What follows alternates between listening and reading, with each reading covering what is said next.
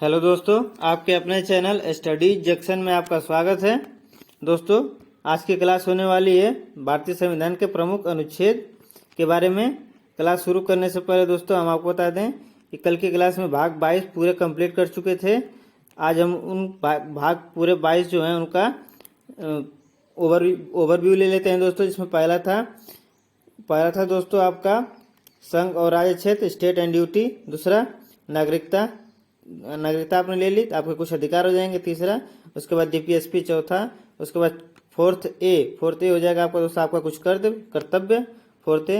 उसके बाद भाग 5 में आ जाएंगे दोस्तों संघ दोस्तों। उसके बाद भाग 6 में आ जाएगा स्टेट के बाद दोस्तों 7वां जो है वो निरस्त हो चुका है। और भाग 8 में आ जाएंगे स्टेट के बाद दोस्तों यूटी के बाद दोस्तों आ जाएंगे स्थानीय स्वशासन भाग 9। भाग 9 के बाद दोस्तों SC ST भाग 10। भाग 10 के बाद दोस्तों हम बताए थे 1 और 1 11 केंद्र और राज्य का संबंध दोस्तों। उसके बाद वित्त, दहेज ले लिए तो वित्त भाग 12 दोस्तों। उसके बाद भाग 13 में दोस्तों वित्त आ गया। वित्त के पास अब क्या करेंगे, वित्त मतलब धन आ गया आपके पास, उससे व्यापार करेंगे भाग 13। उसके बाद व्यापार करेंगे तो धोखा मिल गया। धोखा मिलने से अब क्या करेंगे, सिविल सर्विस की तैयारी करेंगे तो भाग 14।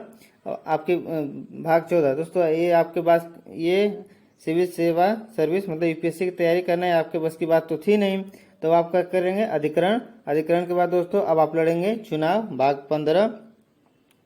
भाग 15 के बाद दोस्तों आता है कि आप चुनाव जीत गए तो जो आप वादे किए थे, विशेष वादे थे, तो विशेष उपबंध भाग 16। जब दोस्तों आप यूपीएससी की तैयारी किए थे तो आप हिंदुस्तानी हैं, आपको अपने देश से प्यार हो गया तो आप राजभाषा के लिए आंदोलन करेंगे तो राजभाषा भाग 17। दोस्तों आंदोलन करेंगे, ट्विटर कैंपेन लगाएंगे। ट्विटर कैंपेन से आप क्या करेंगे, जैसे ट्विटर कैंपेन आपातकाल की समस्या उत्पन्न हो जाएगी तो आपातकाल लागू हो जाएगा भाग 18। जब आपातकाल लागू हो गया दोस्तों तो सब बिखर जाएंगे तो भाग 19। जब बिखर गए दोस्तों तब उनको संशोधन करके एकत्रित करना पड़ेगा तो भाग 20 संशोधन का। उसके बाद दोस्तों सब कुछ कर लिए तो आप क्या करेंगे, आप संन्यास लेंगे तो अस्थायी रूप से आप गायब हो जाएंगे और हिमालय पर चले जाएंगे। संन्यास लेंगे तो अस्थायी रूप से भाग 21। उसके बाद आप पाठ निरसन करेंगे मतलब पूजा पाठ करेंगे तो पाठ निरसन होता है दोस्तों भाग 22। ये थे दोस्तों पूरे आपके 22 भाग। दोस्तों आज की मेन क्लास शुरू होती है प्रमुख अनुच्छेद से। दोस्तों हम यहाँ पर केवल प्रमुख अनुच्छेदों को देखेंगे, पूरा इनका एक्सप्लेनेशन पहले हम पूरे अनुच्छेद हैं दोस्तों 395 उनको हम देख लेते हैं। उसके बाद में इनका एक्सप्लेन पूरा डिटेल में देखेंगे। इससे हो जाएगा कि आपको पता चल जाएगा कि कौन कौन से अनुच्छेद में क्या क्या लिखा हुआ है, और दोबारा आप जब देखेंगे तो इनको पढ़ने में और याद करने में आसानी रहेगी। तो दोस्तों शुरू करते हैं भाग 1 से। भाग 1 दोस्तों संघ एवं उसके राज्य क्षेत्र, जिसमें अनुच्छेद है दोस्तों 1 से 4 तक। पहला अनुच्छेद याद रखेंगे दोस्तों, India that is Bharat shall be A union state. यहाँ पर भारत शब्द का प्रयोग किया गया है, हिंदुस्तान नहीं दोस्तों। यूनियन स्टेट मतलब भारत राज्यों का संघ है। आर्टिकल 2 नए राज्य का प्रवेश। दोस्तों आप अपने देश में नए राज्यों का प्रवेश करना चाहते हैं तो आर्टिकल 2 से करेंगे, जो कि सिक्किम का हुआ था 76वें संविधान संशोधन से 1975 में। आर्टिकल 3 अनुच्छेद 3 देखते हैं दोस्तों, नए राज्यों का गठन। नए राज्यों का यदि आपको निर्माण करना है दोस्तों तो अनुच्छेद 3 के अंतर्गत करेंगे, जो कि तेलंगाना का हुआ था दोस्तों। अनुच्छेद 3 के अंतर्गत क्या क्या होता है, राज्यों की सीमा, राज्यों के नाम परिवर्तन, क्षेत्र परिवर्तन आदि। नेक्स्ट देखते हैं दोस्तों भाग 2 के अंतर्गत आता है दोस्तों नागरिकता, जो कि 5 से लेके 11 तक है अनुच्छेद। आर्टिकल 5 में आता है दोस्तों संविधान के प्रारंभ में नागरिकता, मतलब जब संविधान के प्रारंभ में कौन कौन नागरिकता है। नेक्स्ट देखते हैं दोस्तों आर्टिकल 6 मतलब पाकिस्तान से है भारत, मतलब पाकिस्तान से जो लोग आए हैं उनको भारत में दी गई नागरिकता आर्टिकल 6 से रिलेटेड है। आर्टिकल 9 मतलब आर्टिकल 9 में यह है कि यदि आप किसी दूसरे देश की नागरिकता ले लेते हैं तो आपकी नागरिकता भारत वाली स्वतः ही समाप्त हो जाएगी। भाग 11 की बात करते हैं दोस्तों, नागरिकता संबंधित कानून अधिकार जो संसद बनाएगी वो आर्टिकल 11 में है। नेक्स्ट देखते हैं दोस्तों भाग 3 जो कि मूल अधिकार। भाग 3 मूल अधिकार 12 से 35 तक है, अनुच्छेद 12 से 35। तो अनुच्छेद 13 में देख लेते हैं कि जो संसद है दोस्तों, संसद कानून बनाती है यदि वो जो कानून है मौलिक अधिकार से असंगत है, मतलब मौलिक अधिकार के विरोध में है, तो न्यायालय इस कानून को समाप्त कर देगा। इसी बात को हम कहते हैं न्यायिक पुनरावलोकन, जस्टिस रिव्यू। नेक्स्ट आर्टिकल है दोस्तों आर्टिकल 14, विधि के समझ समानता, मतलब सबको समानता, इक्वलिटी बिफोर लॉ, विधि का शासन, रूल ऑफ लॉ। नेक्स्ट देखते हैं दोस्तों 15 क्लॉज 1। इसमें कहा गया है कि आप किसी व्यक्ति के साथ धर्म, जाति, लिंग, वंश और जन्म स्थान के आधार पर भेदभाव नहीं करेंगे। आर्टिकल 15 और 15 क्लास 6 और 16 क्लास 6 को आप याद रखेंगे नवीनतम में दोस्तों, जो कि 103 संविधान संशोधन 2019 के द्वारा EWS आर्थिक रूप से कमजोर वर्ग को 10% का आरक्षण दिया गया। आर्टिकल 16 की बात करेंगे दोस्तों, तो लोक नियोजन में अवसर की समानता, मतलब आरक्षण की बात आर्टिकल 16 में की गई है। आर्टिकल 17 दोस्तों अस्पृश्यता का अंत, अनटचेबिलिटी, छुआछूत का अंत। अनुच्छेद 18 देख लेते हैं दोस्तों, उपाधियों का अंत, मतलब टाइटल का अंत। दोस्तों इसमें नोट याद रखिएगा, सेना और शिक्षा अपवाद है। नेक्स्ट देखते हैं दोस्तों आर्टिकल 19 1 का क्लाज सब क्लॉज ए, विचार एवं अभिव्यक्ति की स्वतंत्रता, मतलब इसमें आप चुप रह सकते हैं, चुप रहने का अधिकार और बोलने का अधिकार आर्टिकल 19 के अंतर्गत है। आप अपने विचार अभिव्यक्ति के लिए स्वतंत्रता है। आर्टिकल 20 की बात करते हैं दोस्तों, दोष सिद्धि से संरक्षण, मतलब दोस्तों यदि आप कोई अपराध किए हैं, एक ही अपराध, तो उसका 2 बार दंड नहीं दिया जाएगा एक ही अपराध के लिए। दूसरा दोस्तों स्वयं के लिए आप गवाही के लिए बाध्य नहीं किया जाएगा आपको। नेक्स्ट देखते हैं दोस्तों आर्टिकल 21, सबसे बड़ा अनुच्छेद इसको कहा जाता है दोस्तों, और ये होती है प्राण एवं दैहिक स्वतंत्रता का अधिकार। नेक्स्ट देखते हैं दोस्तों आर्टिकल 21A, दोस्तों जहां भी कैपिटल ABC आए, इसका मतलब ये है कि दोस्तों ये सभी संविधान संशोधन के अंतर्गत आए हैं। तो किस संविधान संशोधन के अंतर्गत आए ये देख लेते हैं। तो 86 कॉन्स्टिट्यूशनल अमेंडमेंट 2002 के तहत इसमें क्या कहा गया है, शिक्षा के अधिकार को उल्लेख किया गया है। नेक्स्ट देखते हैं दोस्तों आर्टिकल 23, मानव अंगों की तस्करी, मतलब मानव दुर्व्यवहार, बालात श्रम पर रोकने के लिए बात की गई है, मानव अंगों की तस्करी की बात की गई है। नेक्स्ट देखते हैं दोस्तों आर्टिकल 24, जिसमें कहा गया है कि कारखानों में बच्चों के नियोजन पर रोक, मतलब बच्चे कारखानों में काम नहीं करेंगे कितने वर्ष तक के, 0 से 14 वर्ष तक के।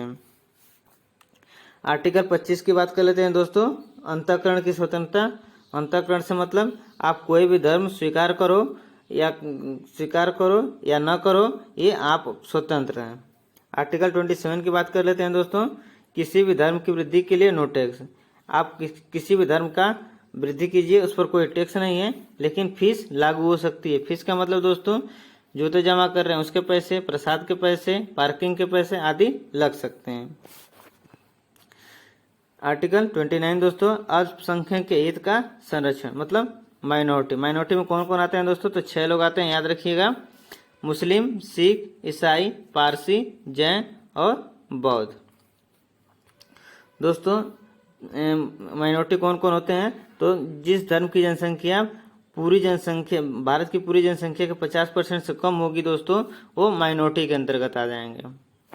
हिंदुओं की जनसंख्या दोस्तों 80% है।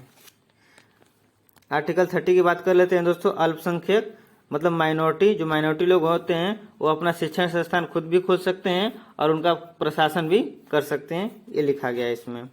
आर्टिकल 32 संवैधानिक उपचारों का अधिकार। दोस्तों इसमें सुप्रीम कोर्ट द्वारा 5 प्रकार की रिट जारी की जाती है और इस आर्टिकल 32 को ही संविधान की आत्मा डॉक्टर BR अम्बेडकर द्वारा कहा गया है। नेक्स्ट देखते हैं दोस्तों आर्टिकल 33 सैन्य बल के मतलब सैन्य बलों के फंडामेंटल राइट को सीमित करने का अधिकार संसद के पास होगा। इसका उल्लेख आर्टिकल 33 में है। आर्टिकल 34 की बात करें तो मार्शल लॉ मतलब सैन्य कानून जो लगा हुआ है, उस सैन्य कानून यदि लग गया है तो संसद नागरिकों के फंडामेंटल राइट को कंट्रोल कर सकती है, सीमित कर सकती है। दोस्तों फिर से आपको बता दें, ये क्लास दोस्तों केवल ओवरव्यू में चल रही है, इसका डिटेल अगली वाली क्लासेस में बताया जाएगा। नेक्स्ट देखते हैं दोस्तों राज्य के नीति निर्देशक तत्व जो कि आर्टिकल 36 से लेकर 51 तक है, जिसमें आर्टिकल 31 में कहा गया है लोक कल्याणकारी लोक कल्याणकारी राज्य पब्लिक वेलफेयर स्टेट का उल्लेख 38 में किया गया है। आर्टिकल 39A निःशुल्क विधिक सहायता 42वें संविधान संशोधन 1976 में किया गया है। नेक्स्ट देखते हैं दोस्तों, ग्राम पंचायत का गठन अनुच्छेद 40 में कहा गया है ग्राम पंचायतों के बारे में। और आर्टिकल 43B सहकारी समितियों की बात 43B में कहा गया है, जो कैपिटल में है। तो देखिएगा संविधान संशोधन होगा 97 कॉन्स्टिट्यूशन अमेंडमेंट 2011, जो इसको हम भाग 9th B में भी देखेंगे डिटेल में। आर्टिकल 44 से याद रखिएगा दोस्तों, देखिए यहाँ पर 4 और 4 दो बार आया है, इसका मतलब समान है, तो समान से याद रखिएगा। समान नागरिक संहिता आर्टिकल 44, जो कि केवल गोवा में लागू है। समान नागरिक संहिता का मतलब दोस्तों, आप हिंदू हैं, आपने मर्डर कर दिया, दूसरा व्यक्ति मुसलमान है, उसने मर्डर कर दिया, दोनों के लिए एक ही प्रकार की सजा होगी। इसी बात पर विवाद चल रहा है दोस्तों कि विवाह और तलाक और गोद जैसी बातों के लिए एक समान कानून होना चाहिए। आर्टिकल 47 को देख लेते हैं दोस्तों। पोषण एवं लोक स्वास्थ्य की देखभाल का उल्लेख 47 में कहा गया है। जैसे लीकर और शराबबंदी, जैसे बिहार में शराबबंदी कर दिया गया है, ये संविधान में कहा गया है कि हर जगह बंद होना चाहिए, लेकिन इस बात को मानना या न मानना राज्यों के ऊपर निर्धारित है। जैसे बिहार ने मान लिया कि नहीं शराबबंदी होनी चाहिए, उन्होंने बंद कर दिया। अन्य राज्य भी चाहे तो बंद कर सकते हैं, चाहे तो नहीं बंद कर सकते हैं। आर्टिकल 48A पर्यावरण संरक्षण वन्य जीव रक्षा का उल्लेख 48 में किया गया है 42वें संविधान संशोधन 1976 के द्वारा। आर्टिकल 50 की बात देख लेते हैं दोस्तों। कार्यपालिका और न्यायपालिकों का पृथक्करण। आर्टिकल 51 की बात कर लेते हैं दोस्तों। अंतर्राष्ट्रीय शांति विदेश नीति का उल्लेख आर्टिकल 51 में किया गया है। नेक्स्ट देखते हैं दोस्तों, मौलिक कर्तव्य भाग 4, जो कि 51A अनुच्छेद के अंतर्गत आता है। आर्टिकल 51A, जो कि 42वें संविधान संशोधन 1976 के अंतर्गत सरदार स्वर्ण सिंह समिति की सिफारिश पर इसे लागू किया गया। वर्तमान में मौलिक कर्तव्यों की संख्या 11 है। भाग 5 देखते हैं दोस्तों। भाग 5, जो कि यूनियन है, संघ, आर्टिकल 52 से आर्टिकल 151 तक। ये दोस्तों सबसे बड़ा भाग है और इसमें टोटल 100 अनुच्छेद हैं। इसमें अनुच्छेद की संख्या 100 है और सबसे बड़ा भाग है। नेक्स्ट देखते हैं दोस्तों, आर्टिकल 52, इसमें कहा गया है कि भारत का एक राष्ट्रपति होगा। आर्टिकल 53, राष्ट्रपति की कार्यपालिका शक्ति होगी। आर्टिकल 54, राष्ट्रपति के निर्वाचन में कौन कौन भाग लेगा, ये बताया गया है। आर्टिकल 55, निर्वाचन की रीति क्या होगी राष्ट्रपति की, एकल संक्रमणीय पद्धति। आर्टिकल 56, इसमें राष्ट्रपति का कार्यकाल बताया गया है दोस्तों। आर्टिकल 57, राष्ट्रपति का पुनर्निर्वाचन भी हो सकता है, इसके बारे में बताया गया है। आर्टिकल 58, राष्ट्रपति की योग्यता क्या होनी चाहिए दोस्तों, देश का नागरिक होना चाहिए, 35 वर्ष एज होनी चाहिए, अन्य भी। नेक्स्ट देखते हैं दोस्तों, आर्टिकल 59, राष्ट्रपति की शर्तों के बारे में बताया गया है। आर्टिकल 60 दोस्तों, राष्ट्रपति के शपथ के बारे में बताया गया है। नेक्स्ट देखते हैं दोस्तों, आर्टिकल 61, महाभियोग प्रक्रिया। महाभियोग प्रक्रिया दोस्तों कहाँ से ली गई है, कमेंट करके बताइएगा। हमने याद करा था महा से मतलब महान देश। महान देश कौन, महा मतलब कौन है दोस्तों, अमेरिका से याद रखेंगे कि आर्टिकल 61 मतलब महाभियोग की प्रक्रिया अमेरिका से ली गई है। आर्टिकल 63, भारत का एक उपराष्ट्रपति होगा। आर्टिकल 64, उपराष्ट्रपति राज्यसभा का पदेन सभापति होता है दोस्तों। आर्टिकल 66, उपराष्ट्रपति का निर्वाचन का उल्लेख हुआ है दोस्तों। आर्टिकल 69 दोस्तों, उपराष्ट्रपति का शपथ को ध्यान रखेंगे दोस्तों। आर्टिकल 71, राष्ट्रपति और उपराष्ट्रपति, यदि राष्ट्रपति और उपराष्ट्रपति के चुनाव में कोई विवाद होता है दोस्तों, तो उसका निपटारा सुप्रीम कोर्ट करेगा। आर्टिकल 72 दोस्तों, राष्ट्रपति के पास क्षमादान की शक्ति होती है। क्या क्या क्षमा कर सकते हैं दोस्तों, तो मृत्युदंड को क्षमा कर सकते हैं, फांसी को क्षमा कर सकते हैं, मार्शल लॉ को खत्म कर सकते हैं, मतलब माफ कर सकते हैं। नेक्स्ट देखते हैं दोस्तों, आर्टिकल 74 दोस्तों, राष्ट्रपति को सलाह देने के लिए मंत्रिपरिषद होगा। राष्ट्रपति को यदि कोई सलाह चाहिए तो उसके लिए एक मंत्रिपरिषद होगी और उसका प्रमुख कौन होता है दोस्तों, तो प्रधानमंत्री होता है।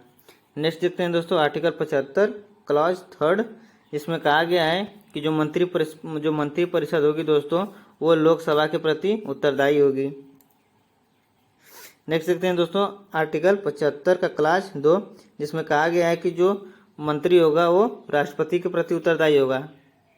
लेकिन जो मंत्री परिषद होगा दोस्तों, आर्टिकल 75 में बताया गया है कि वो किसके प्रति, तो लोकसभा के प्रति उत्तरदायी होगा।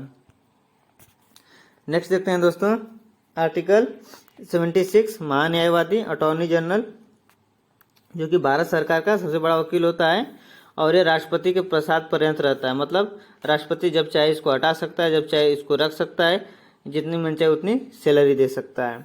नेक्स्ट देखते हैं दोस्तों, आर्टिकल 79 संसद में दोस्तों संसद के 2 हाउस हैं, लोकसभा, राज्यसभा। और संसद के अंग कितने हैं दोस्तों, तो संसद के अंग 3 हैं, लोकसभा, राज्यसभा और प्रेसिडेंट। इसको ध्यान रखिएगा।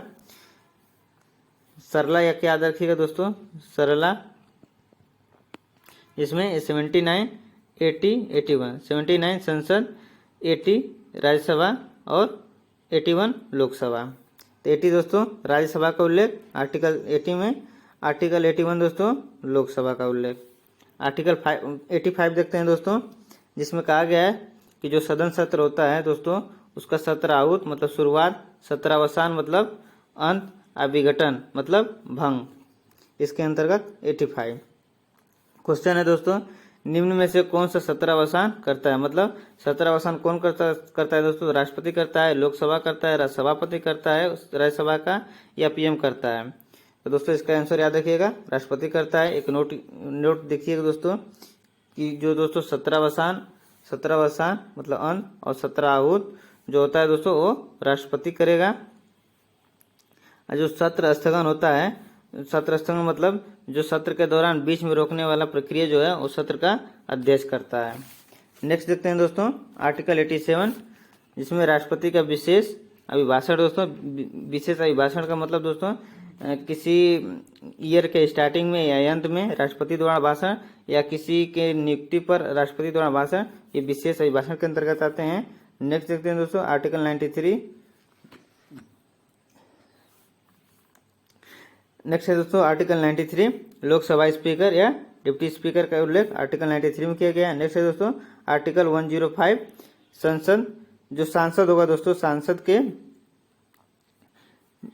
जो सांसद, हाँ तो दोस्तों हम बात कर रहे थे आर्टिकल 105, सांसद मतलब मेंबर ऑफ पार्लियामेंट, जो सांसद के एमपी होते हैं, उनके विशेष अधिकार जो है आर्टिकल 105 में उल्लेख किया गया है। आर्टिकल 108, संयुक्त बैठक का उल्लेख दोस्तों, ज्वाइंट सिटिंग का उल्लेख 108 में किया गया है। दोस्तों क्वेश्चन है, क्या धन विधेयक पर ज्वाइंट सिटिंग होती है। तो दोस्तों नहीं, धन विधेयक, नोट याद रखिएगा, धन विधेयक और संविधान संशोधन विधेयक पर कोई ज्वाइंट सिटिंग नहीं होती है। नेक्स्ट देखते हैं दोस्तों आर्टिकल 110 मतलब 110, धन विधेयक की परिभाषा दोस्तों मनी बिल की 110 में बताई गई है। 111 दोस्तों, विधेयक पर राष्ट्रपति की अनुमति आर्टिकल 111 के अंतर्गत है। दोस्तों यदि कोई बिल आता है लोकसभा में और लोकसभा से पास होकर राज्यसभा में जाता है, राज्यसभा से पास होकर जब प्रेसिडेंट के पास जाता है, तो उस बिल पर क्या कर सकते हैं, साइन कर दें उनकी मर्जी, रिजेक्ट कर दें उनकी मर्जी, या पॉकेट वीटो कर लें उनकी मर्जी दोस्तों। नेक्स्ट देखते हैं दोस्तों, वार्षिक वित्तीय विवरण आर्टिकल 112 मतलब बजट का उल्लेख 112 में किया गया है। नेक्स्ट देखते हैं दोस्तों आर्टिकल 114, विनियोग विधेयक, मतलब इसमें कहा गया है दोस्तों कि जो दोस्तों हमारी संचित निधि है, संचित निधि से यदि धन निकालना है तो संसद से पारित करवाना पड़ेगा। मतलब संचित निधि से यदि आपको धन निकालना है सरकार को, तो संसद में उसको पारित करवाना पड़ेगा। ये होता है दोस्तों विनियोग विधेयक। नेक्स्ट देखते हैं दोस्तों आर्टिकल 123 मतलब 123, राष्ट्रपति के पास अध्यादेश की शक्ति, मतलब राष्ट्रपति की एक विधायी शक्ति होती है, जिसमें राष्ट्रपति जो है राष्ट्रपति कानून निर्माण की शक्ति होती है।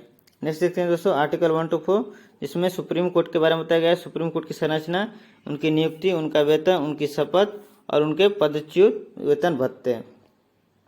नेक्स्ट देखते हैं दोस्तों आर्टिकल 126 मतलब जो मुख्य न्यायाधीश हैं दोस्तों, उनके कार्यवाहक के बारे में बताया गया, उनका उल्लेख है। आर्टिकल 129 दोस्तों, सुप्रीम कोर्ट एक अभिलेख न्यायालय है, मतलब कोर्ट ऑफ रिकॉर्ड, मतलब अपने जो उनके निर्णय होते हैं उन निर्णयों को रिकॉर्ड किया जाता है, मतलब सर्वोच्च न्यायालय उनके निर्णय को संभाल कर रखेंगे। नेक्स्ट है दोस्तों आर्टिकल 131, सुप्रीम कोर्ट की मूल अधिकारिता, मतलब केंद्र और राज्य में कोई विवाद होता है, राज्य में भी कोई विवाद है तो ये सुप्रीम कोर्ट की मूल अधिकारिता के अंतर्गत आता है। इसका उल्लेख आर्टिकल 131 में है। आर्टिकल 137 दोस्तों, सुप्रीम कोर्ट अपने निर्णय का रिव्यू कर सकता है। इसका क्या मतलब है दोस्तों, यदि सुप्रीम कोर्ट पहले कोई बात किया है, मान लीजिए बेरुबाड़ी केस जो है, बेरुबाड़ी केस हम प्रस्तावना से रिलेटेड बताए थे 1960 में, उसमें हुआ था कि प्रस्तावना संविधान का भाग नहीं, बेरुबाड़ी में कहा गया था, सुप्रीम कोर्ट ने कहा था। लेकिन क्या था कि जब केशवानंद भारती केस आया 1973 में, तो उसमें कहा गया कि नहीं, केशवानंद जो भारती केस है उसमें कहा गया कि प्रस्तावना संविधान का भाग भी है और इसमें संशोधन भी कहा जा सकता है। मतलब कहने का मतलब यह है दोस्तों कि जो आर्टिकल 137 है, सुप्रीम कोर्ट है, वो अपने निर्णय को बदल भी सकता है। नेक्स्ट है दोस्तों आर्टिकल 141, जिसे सुप्रीम कोर्ट, आर्टिकल 141 दोस्तों, जो सुप्रीम कोर्ट का निर्णय है अन्य न्यायालयों के लिए बाध्यकारी होगा। मतलब जो सुप्रीम कोर्ट ने कह दिया वो अन्य न्यायालय को मानना एकदम कंठस्थ है, बाध्यकारी है। High court, district court, session court, ये सब मानेंगे। नेक्स्ट है दोस्तों आर्टिकल 142, पूर्ण न्याय। मतलब जो सुप्रीम कोर्ट है दोस्तों, वो कहीं का भी केस हो उसको मंगाकर उसका न्याय कर सकती है। आर्टिकल 143 दोस्तों, राष्ट्रपति सुप्रीम कोर्ट से सलाह ले सकता है, परामर्श ले सकता है, इसकी मर्जी है। सलाह लेने के बाद यह उस सलाह को माने या ना माने राष्ट्रपति की मर्जी है, लेकिन सुप्रीम कोर्ट भी सलाह देगा नहीं देगा ये सुप्रीम कोर्ट की मर्जी है। नेक्स्ट देखते हैं दोस्तों आर्टिकल 148, कंट्रोलर ऑडिटर जनरल यानी CAG, नियंत्रक एंड महालेखा परीक्षक। दोस्तों ये थी आज की आपकी क्लास कैसी लगी कमेंट करके जरूर बताइएगा दोस्तों। और इस क्लास की PDF दोस्तों हमारे टेलीग्राम चैनल पर उपलब्ध है, आप वहां से ले लीजिएगा दोस्तों। और टेलीग्राम चैनल का लिस्ट हम डिस्क्रिप्शन में पिन किए हुए, वहां से आप देख लीजिएगा। और दोस्तों चैनल पर नए हैं तो सब्सक्राइब कर लीजिए और बेल आइकन को प्रेस कर लीजिए दोस्तों। थैंक यू दोस्तों।